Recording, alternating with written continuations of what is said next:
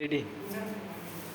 देखो जैसे कि हमने स्टार्टिंग का पहले स्टार्टिंग हम लोग जो बताया गया है पहले नॉर्मल नॉर्मल नॉर्मल का मतलब स्ट्रेट फुटवर्क पे ध्यान देना। ठीक है, नॉर्मल लेफ्ट से शुरू करेंगे। पहला स्टार्ट 1 and 2 3 4 5 6 7 8 यानी 4 बार लेफ्ट राइट।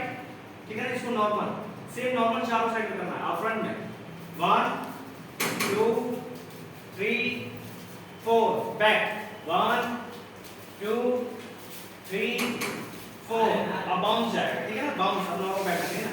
1 2 3 4 आगे 1 2 3 4 बैक साइड 1 2 3 4। अभी क्या करना था, अब हो गया ना, अभी यहाँ से ऐड किया 1 2 3 4 साइड 1 2 3 4। ठीक है ना, ऑन मिलते हैं 1